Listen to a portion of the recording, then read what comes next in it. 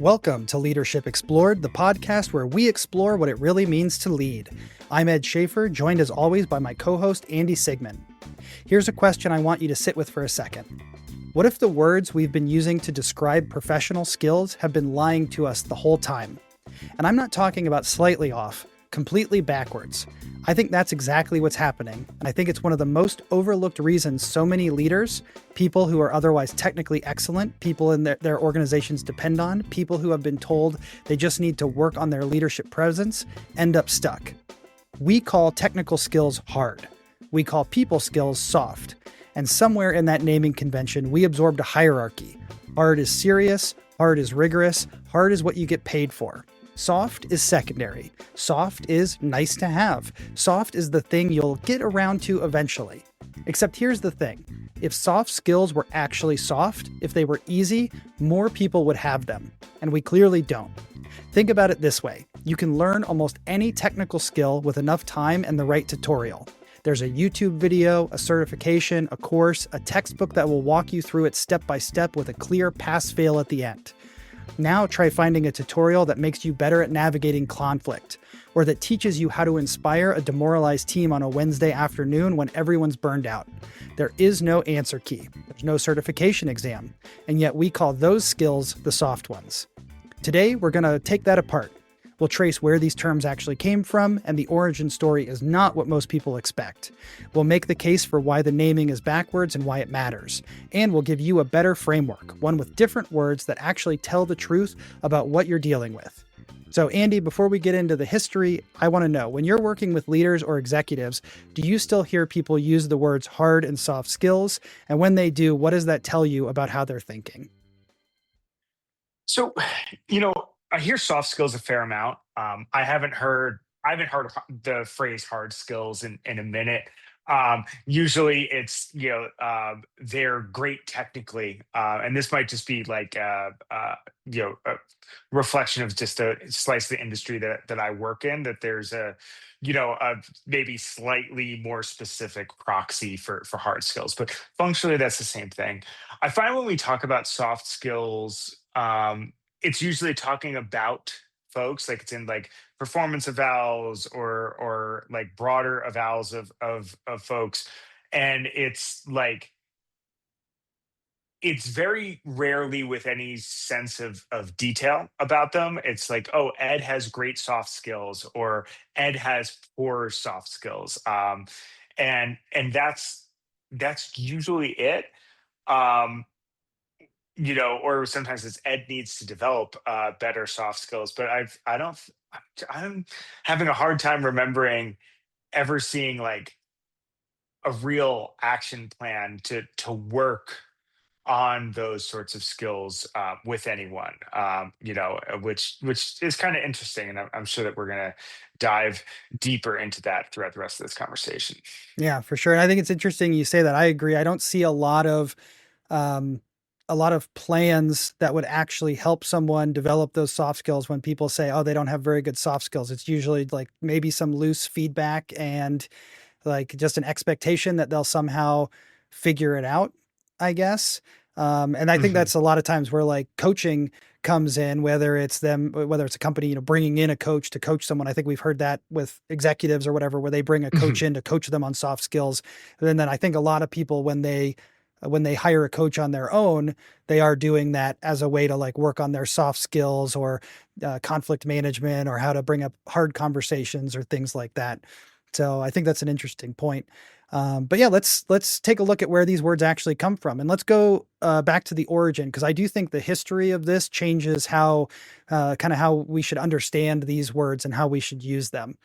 So 1968, the U.S. Continental Army Command, CONRAC, or CONARC, is trying to figure out why soldiers with excellent technical training are still losing on the ground. And as they're trying to figure it out and doing their research, they realize something is missing. And the thing that they figure out is missing is the ability to lead people, to motivate teams, to manage conflict, and to design strategy. So really human tasks. Um, and they decided they were going to call those actions, those tasks soft. And they decided to call them soft for one specific reason. They didn't involve physical hardware. In the military, when they were coming up with this, tanks, artillery, radios, all of that kind of stuff is hardware. And anything else, everything else is just soft. So the word wasn't saying these are soft skills. It was literally picked as a contrast to a word and term they already used about hard skills, which was a contrast to the machinery. So it wasn't a judgment about difficulty or importance at all. Um, so that was when they kind of started coming up with this problem, and the term was officially coined in 1972. At least that was the earliest that I could find as far as it being documented and written down. Mm. But almost immediately after that word got defined, it started meaning something it was never supposed to mean, which is how we think of it now as either hard skills or technical, or soft skills is everything else. So, Andy, when you hear that soft was literally just military shorthand for not a piece of equipment, and that was it, does that surprise you? And do you think that hearing that would reframe things or shift people for executives or leaders that you work with or have worked with? Or do you think that do you think it's just too baked in of thinking of soft skills the way we currently think of them? I think it's too baked in to realistically change things. I'm 0% surprised. So I haven't heard this story before now, Ed. But in my experience, almost everything across management. Actually, the vast majority of our culture, you could argue, is derivative of the military, right? Most of the clothes that we wear are derived from military garb in one way or another, right? If you think about the suit and the suit jacket, right? If you think about collared shirts, like all these things had like concrete functions usually in the military that then became part of the broader citizenry. If you think specifically about Western militaries, right, the idea of non-commissioned officers, right, that like middle management layer, right, that's a military idea. Also, fun side note: if you read any of your military history, you'll realize that militaries that train and have really strong NCO corps are very successful, and militaries that do not are very unsuccessful, like almost almost 100% of the time. So yeah, I'm not at all surprised that this comes down from the military. Most of our good acronyms come from the military. I'm just thinking of FUBAR, for example, one of my favorites. um, yeah, but I think that like the way that we think about it these days, we could talk about the genesis of a lot of things. It usually doesn't it adds additional context and color to the usage of things, but I don't think that if you put that on a billboard everywhere, I don't think it's going to change the way that people think about soft skills and the way that we articulate it in our day to day working lives. Yeah. Yeah, for sure. And once the that word soft got absorbed into corporate vocabulary, carrying off from the military, I think it did bring a connotation that the military never intended. I think I'm sure many of our listeners have heard it this way for a long time. Um, I, I feel like the way people talked about soft skills was as if soft meant optional or a Mm. bonus or something like that, and the technical side kept the word hard. You said you haven't heard it so much lately, and I'll say I haven't heard it as much lately either. But 10 years ago or something, I still remember a lot of like, oh, they've got good hard skills and all of that kind of stuff. And hard for a lot of people, I think, came to mean measurable, rigorous, promotable. And then the Mhm. human side gets stuck with soft, and soft comes to mean secondary, assumed, or something you either have or you don't. And I don't think that's Yeah. like a small distinction. Yeah, and I think it also depends on like where these skill sets are being deployed, like where across the organization they're being deployed, and like what that sector or segment of the organization really values. And I think that like there's long been the myth of the like g- genius jerk, right? And we've seen that like the tolerance for that has gone down, or at least we say that it's gone down. I think what it is like in order to get away with being the jerk, right? That genius jerk, you need to be a like forget top 1% talent. It's more like a top 1.1% talent to really get away with that. And otherwise, in the organizations that I've been in, and I'll preface this with I spend a lot of time client facing. The vast majority of my career has been client facing. Spend a lot of times with sales reps, so pretty close to the revenue stream. For a lot of organizations, in my experience, the difference between good performers and performers who become senior leadership usually comes down to two things, right? Being able to synthesize and turn things into business cases. So being able to take the technical side of things and understand it well enough to then understand how that impacts clients' outcomes. And the other bit comes down to what I guess we would talk about is soft skills, right?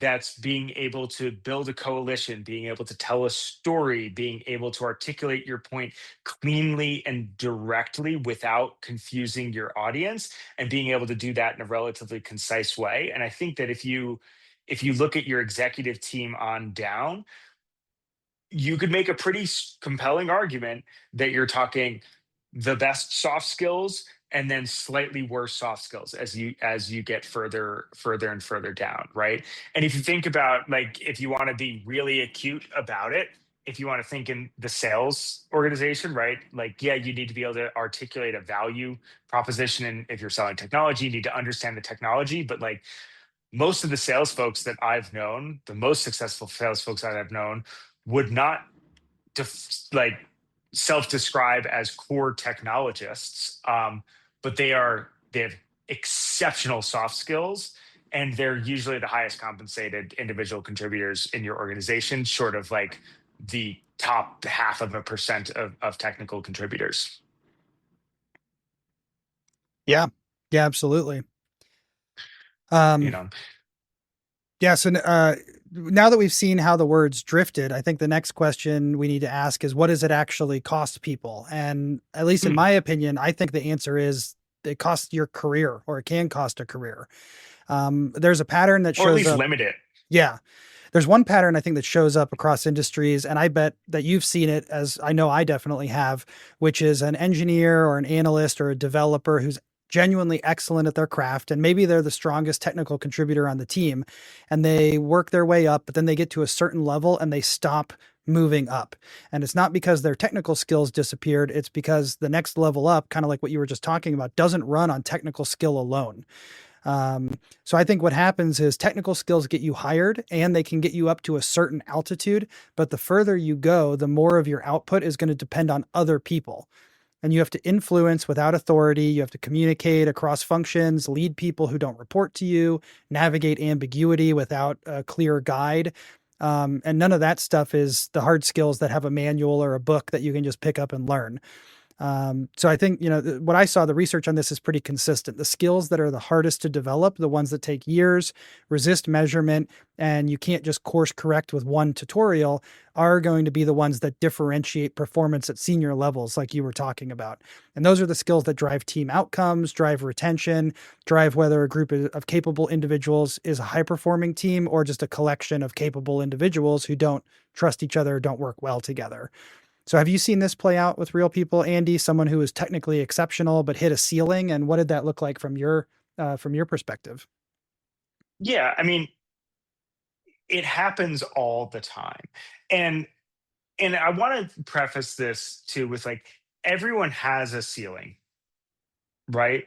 Like, everyone's got a peak at, like, we're not all going to be Fortune 500 CEOs, right? Like, it's just unrealistic, right? So everyone's got a ceiling based on what they can do. But more often than not, I see it becomes the soft skills that become the limiter for a lot of folks. And yeah, it comes down to the things that you're talking about, right? It comes down to coalition building. It comes down to um, being able to influence without authority, right? It comes down to, do people want to work with you or want to work for you, right? Which can be tone, right? It can be attitude, it can be approach. And you know, a lot of this, like, what I'm about to say might feel like really dumb, trite advice, but one of the best things that you can do for your career is be easy to work with. Be somebody that people want to work with. And what I've found is that the more gruff someone is, or the harder someone is to work with, the better they need to be at what they do to get into those top rooms, right?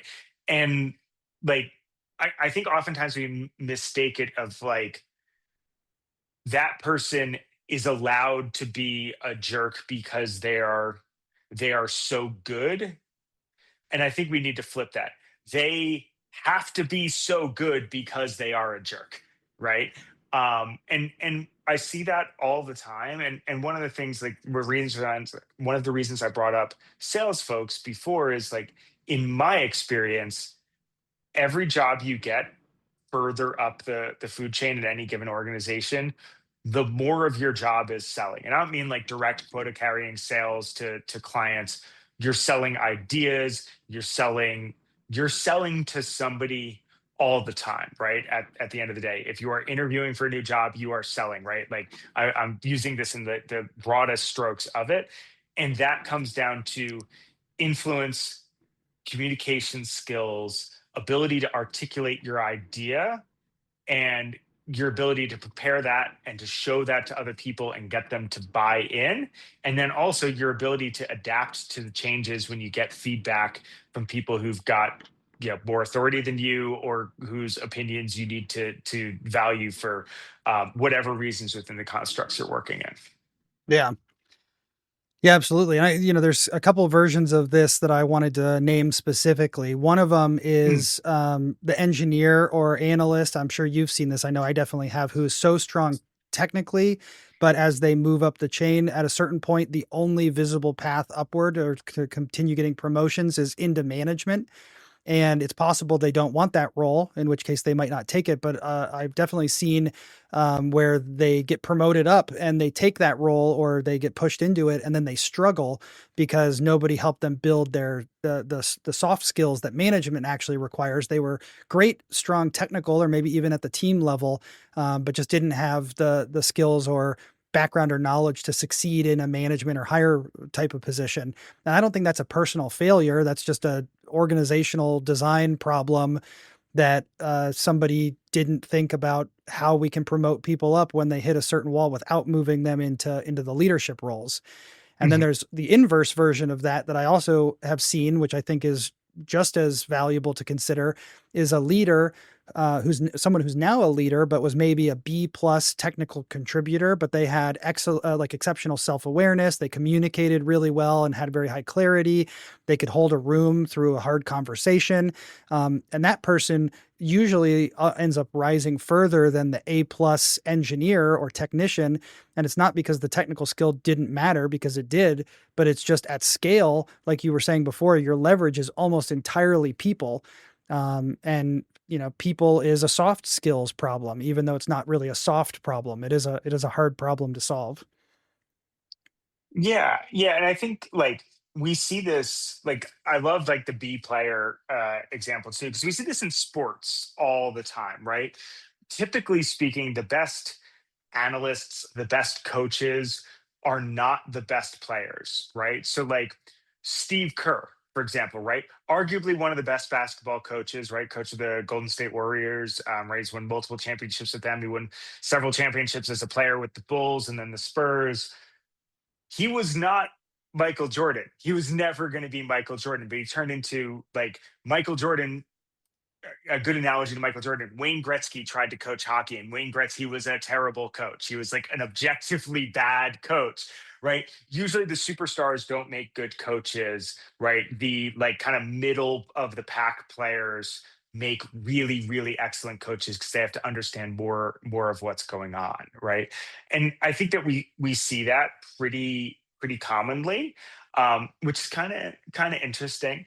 um yeah, and I think we forget that the leadership job, the management job is more than being just being technically good. It's understanding how the whole system works. It's understanding the outcomes that we're trying to do, and it's playing through your team members, not playing to them. Like it's not doing the thing yourself. It's making everyone around you 10% better, right? And what you'll also notice at most high performing orgs is that really, really great technical performer will not even max out their IC band if they don't figure out the soft skill bits, right? So if you look at like the job description, so like most of the like large software companies will have leveling bands, right? I'll use the ones from Amazon because they're the ones that I'm most familiar with, right? But they'll have an associate, right, which is kind of right out of college, staff, which is mid-level, senior, and principal, right? In order, like if you're really, really, really, really good, you can make it to senior. But to make it to principal, you have to influence the organization. You have to influence change. And you'll see this at like all of the, I guess what used to be FANG companies, like in their job descriptions for the principal level, pretty much everywhere else, you'll see that like influence and blast radius, like impact radius, becomes a big part of that job descriptor. And that comes down to like, that's not just technical acuity, that's understanding how what you're doing technically impacts the entirety of the system, and it's having an influence and a positive impact on the people around you, right? It's the room gets better when you're in it, and that's not necessarily a result of your explicit output, but what you're able to supercharge into the personnel around you. Yeah, absolutely. That's a great point. So let's talk about what to do instead. If these old words are broken, what can we replace them with? I'm sure people are wondering. There's a framework that is gaining a lot of traction lately, and I think it tells more of the truth in a way that hard and soft were not very good at. Um, and I guess just to like be clear about the stakes before we get to those new words, because some leader might hear this episode and say, "Oh, this doesn't apply to me," and they might think that they're technically excellent, but find themselves organizationally irrelevant in a decade or something. If your environment only rewards perishable output right now, then don't skip this reframe. But we need to think about building our development runway and how we can kind of shift into this new mindset. So the better vocabulary, the replacement terms are durable and perishable. And I think those words do work that hard and soft don't really do. So perishable skills, these are what we would traditionally call hard skills. They have clear curricula, predictable outcomes, they're learnable from a manual or a course. But what makes them perishable is that they expire. Coding languages change, software gets replaced, regulatory frameworks change and get rewritten. Any specific technical knowledge that you mastered 5 years ago is probably already partially obsolete by today. And right now, with AI and automation, it's really accelerating that perishability, right? Like a technical hard skill that you have today may not be worth much in a few years from now when AI can write the code or do those specific skills or behaviors. And the skills that are most at risk of automation are almost without exception, by definition, the ones that have step-by-step logic and could be called hard skills. And durable skills are what people used to call soft skills. I'm going to try myself to change how I use these words. So durable skills are like empathy, active listening, navigating ambiguity, persuasion, conflict resolution, strategic thinking when you're under pressure. These are things that take a long time to develop, sometimes years. They resist standardization, right? It's like you can't easily standardize some of these things and like roll them out across a company. And they cannot be automated. And that's because they're fundamentally human responses to other humans. So now I do want to, I wanted to try to look at the other perspective as well. So I wanted to come up with an honest potential counter argument.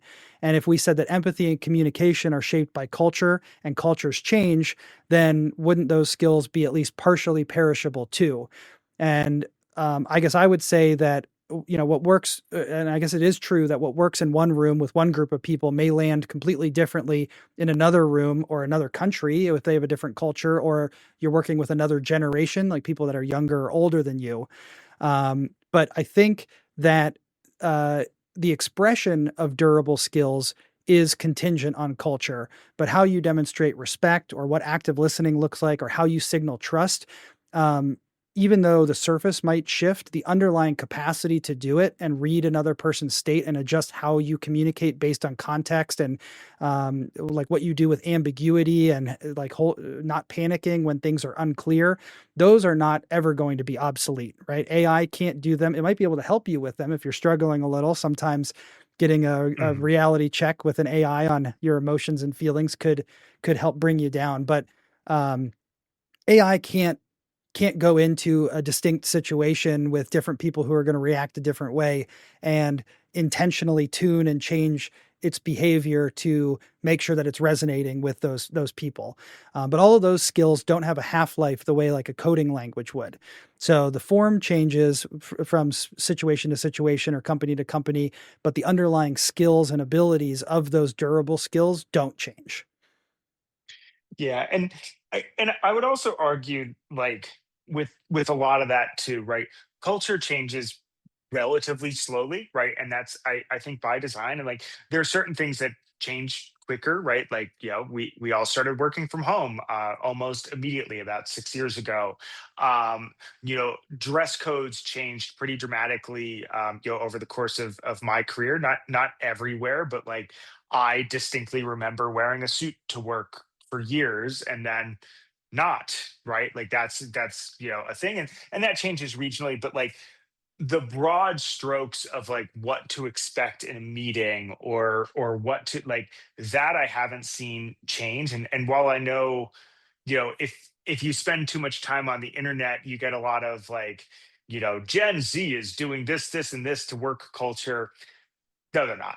They're going to end up assimilating to broadly what the work culture is that they come into, and that happens for every, like it happened when my generation joined the workforce and Gen X and my parents generation. Like it's not until those generations make it to middle and senior management that the culture shifts, but you've usually assimilated so much culture from those who came before you that you're talking like a couple degree shift, right? Like things have gradually gotten, you know, more casual and over time, we don't smoke in the office and we don't have three martini naps like they did in Mad Men, and it's generally frowned upon to sexually harass your colleagues now. These are all great, great changes, but like my guess is that if you were to talk to somebody who's working in a white collar environment 60 years ago,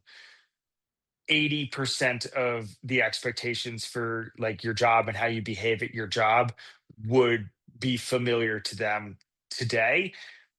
So like those durable skills, like the rate of change is just so glacially slow because we're talking about culture here, that yeah, those durable skills are really gonna stick around. And like though you don't need to make as conscious of an effort to update them as well, right?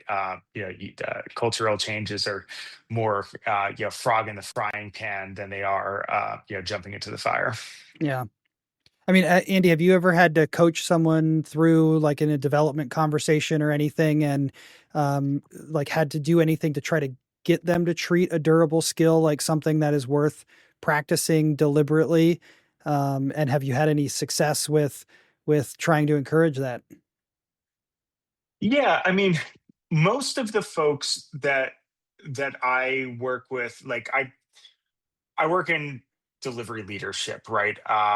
In a professional services organization, and most folks who are like directly implementing programs, I would say one or two out of every five wants to move into people management at some point in the future, right? So coaching them on like what you need to learn and what gaps you need to cover to do that is like really common in my space. A lot of what I like to do is encourage them to pay attention to the best leaders that they've seen and to copy the way that folks do things, right? I think there's it's a long running joke of fake it till you make it. I think I think there's a lot of truth in that. I think one of the best ways to go about it is to pick a leader that you really admire, and just kind of like put your version of their voice in the back of your head, and think, if I were Ed right now, what would I be doing, or what question would I be asking, or how would I go about this specific thing? And then when I have to like have a deliberate coaching conversation, I'm a huge fan of like the SBI framework, right? So situation, behavior, impact. That way we're framing things in like, when this happens, like in this situation, when you do this, this is what happens, and let's build better tools for that. Sometimes you have to be a lot more direct of like, hey, Ed, if you're going to go into a meeting and you're going to get upset and huff and puff, you're not going to get anything done, right? Like sometimes you do have to, have the same conversation that I might have with my 5-year-old, if like throwing a temper tantrum is not a good way to get what you want right now. But everyone makes mistakes, and these are things that we have to be told, and oftentimes told multiple times um to be impactful, and get to where we're trying to get to. Yeah. Yeah, and I mean, I do think thinking of my own experiences with coaching conversations that relate to durable skills, I do think on some level the person has to be open to it or willing to accept it. Like I've had people ask for feedback and given it, and then you don't see a behavior change or really see Mhm, anything happen. So they might say that they want it, but they're not able to take the feedback and then connect it to like deliberate practice. mhm. And there's other people who you could say it once and they take it to heart, and you see them intentionally trying to practice it, or figure out how to do it that's right for them, and those sorts of things. So yeah, I think personally, I probably need to figure out some of my own techniques and tactics that um, would help encourage people who don't naturally have an inclination to want to improve in that way, especially with like the soft skills or the durable skills. If Mhm. they're thinking of it as a soft skill in their head, they may not see as much value in improving it. Um, so it's definitely And something to encourage people to practice deliberately when we point them out. yeah, and I think it's worth remembering too that a lot of what we define as soft skills, right? What we're really talking about is culture, right? And cultural fit. And I don't mean that like of like, oh, so and so is the wrong cultural fit for our organization, right? Which is like I mean in the macro culture, right? So we're calling in from North America right now. There's a specific cultural archetype that's expected, especially at the more senior management levels, in organizations. And I think we'd be remiss to say that there isn't a certain amount of like cultural upbringing, or like cultural competency that folks either get through their upbringing, through their schooling, through their familial ties, or they don't get, or they need to bridge those gaps. It's the reason that you see a lot of people with pretty similar backgrounds getting the same sorts of roles. I don't want to get into a deep dive conversation of like whether that's the way it should be or the way it isn't. That just kind of is the way it is right now. And I think like some of the things you can do to help with that, right, is pay attention to people doing the types of roles that you want to do. Try to spend as much time with them, both like in work, or like, if you can get invited to, like, if you're in consulting like me, like dinners are a great place to see how people think, how people behave, like what's copyable, what's not copyable, right? Get a good understanding of like what's culturally relevant. Like um the World Cup just happened, right? It's like this was a good summer to be at least like semi-fluent in football, right? Because it's a great icebreaker for everything. Um, I think it's also really worthwhile spending time with people who don't think like you or don't behave like you, because like inherently there's either going to be conflict, or there's going to be the opportunity for conflict, and the more reps you can get to diffuse that or avoid that, the better off you are, right? I think societally we've like self-selected into like really homogenous groups and a lot of echo chambers, especially with the internet. But like, you don't need to talk about politics with people. I would not really advise that, but like having a conversation with your neighbor or uncle whose politics you disagree with is probably a useful thing as you're trying to like build those muscles for soft skills. Again, don't talk politics with your uncle who has different politics, but like maybe talk about football with them, or right, it gives you an opportunity to have conversations with people who don't think the same way that you do, which is only going to like increase your ability to have empathy and to listen actively and to hold conflicting ideas and opinions in your like brain simultaneously. So some high level guidance for both building your soft skills and on the sly making the world probably a better place. Yeah. And to loop it back around, there is a real difference between performing a skill reflexively and practicing it intentionally. And I think a Mm. lot of people are just doing what they do, like whatever comes naturally, I guess, or whatever is the reflex or the automatic response, and calling it development as opposed to actually really deliberately practicing something, getting better at hard conversations or getting better at being calm when something is frustrating in a meeting, or how to respond in a reasonable way, and things like that. And Or I Go ahead. Oh yeah, I was gonna say, one of the things I was thinking about as you were saying that, Ed, was just like getting more comfortable in situations that you might find to be a little bit awkward or like a little bit strange, or like outside of your comfort zone. A great soft little exercise, super low stakes. When you go to the grocery store or you go out to dinner, right? So when you go out to dinner, right, or you go to any restaurant, you go to lunch, whatever, the server always introduces themselves. So, hi, I'm Andy, and I'll be taking care of you today. Try to just use that person's name every time you address them for the rest of that interaction. So, like, just address your server by name. Hi, Andy. I would like to have the taco plate, or whatever it is, right? Or you could try this at the grocery store. They all wear name tags, you know. Hi, Ed. How are you today? How's it going? Has it been busy? Just like striking up those sorts of conversations can really help you kind of like build some just like these really basic skill sets that in today's world we don't have that degree of interaction.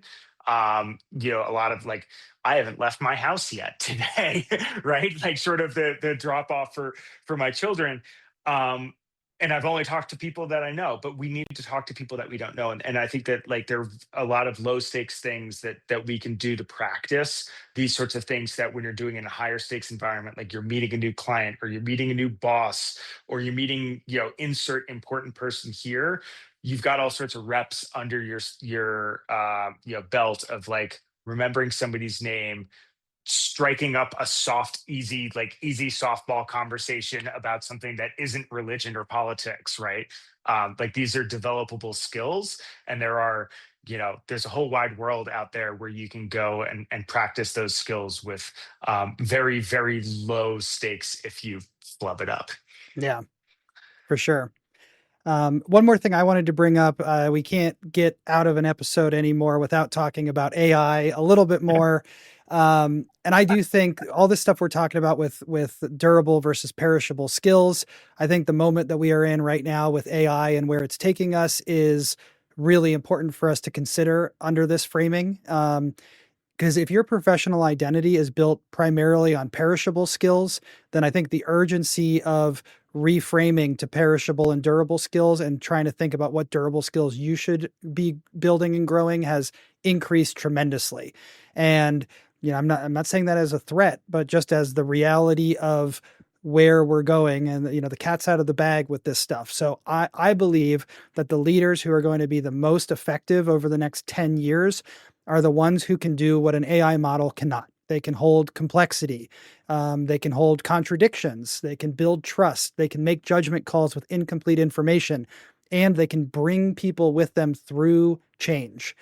Those are all skills that are durable. And I think those are skills that are worth investing in now. So if you haven't already been investing in your durable skills, um, not to sound flippant or whatever, but I do think a lot of the people that I talk to who are most concerned about AI eliminating jobs are people who rely heavily on their perishable skills and either have not built up their durable skills or don't really put those front and center, and they view, it can even be like less than, like, not programming, or like non-white collar related jobs. I think there's a lot of people who, if now would be the time to focus on building your durable skills and that skill set so that you are in a position to deal with the change. And if perishable skills become less valuable, you don't need to worry about it because you still have a set of tools and skills that are still going to be valuable going into the future. Anything you want Total to add agreement. on that? No, just total agreement, right? And as disruptive as like AI is likely to be, at the end of the day, we're all building and deploying products that are built by humans, or at least the decisions about the building are made by humans, and they're made to be consumed by humans, right? So being able to interact, being able to execute on those soft skills, like if you cut the human out of the loop on all these things, like there is no business anymore, right? Um, so yeah, I just total agreement. Doubling down on these durable skills, I think is really key to building your moat in your career, right? That cannot be, crossed by an AI agent. Yeah. Awesome. Well, let's make this a little bit more concrete. I think the reframe is useful. Changing hard skills to perishable skills and soft skills to durable skills is a helpful reframe. But if we reframe without a behavior change, then we're just changing our vocabulary and not actually changing anything about our behaviors. So if I think if your environment only rewards perishable outputs, then some of the tactics I'm going to talk about will help you in a lot of ways, and help you build some of these skills on your own without waiting for your org to decide to prioritize durable skills. So here's my 4 tactics for this week. The first one would be run an audit, and I wrote 90-day audit in my notes, but it could be any duration of time if you need to go longer than 90 days.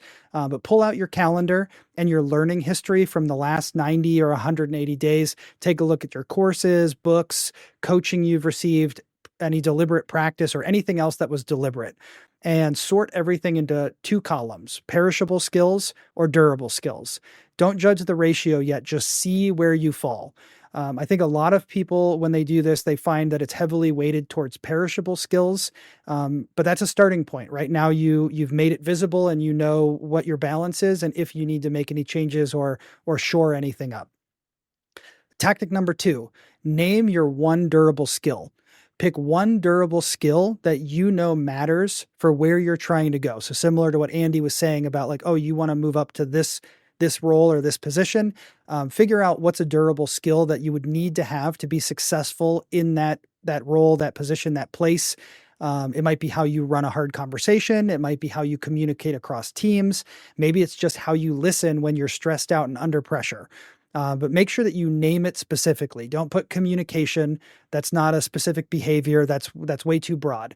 But name it, and then name the specific version of communication. In the case of saying communication, name the specific version of communication that's underdeveloped for you right now, or the one that it might be a durable skill that you need to build and grow to get where you're trying to get to, or maybe it's one of the durable skills that you are already pretty strong at that you think you can lean into a little bit more, and will last you for a long time.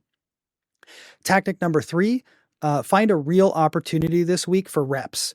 Durable skills don't develop in a weekend or in a course or from watching a video. They develop in real interactions when you treat them deliberately. So look at your calendar this week and identify one specific meeting or a one-on-one or a conversation where you will treat your named durable skill as something you are practicing. not just performing, like true deliberate practice. You know, you might not get it right, but you really are trying to do it the way that you would like to do it, and the way that you think is best. And then after you practice it, debrief yourself afterwards. How did it go? What did you notice? What would you do differently?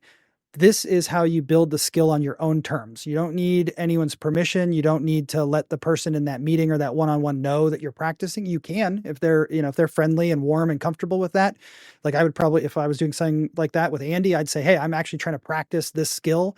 Let me know if you have any feedback for me." But you don't even have to go there. That could be a stretch goal, or maybe after you've done it a little bit. And then my fourth tactic is to ask someone who you think sees you.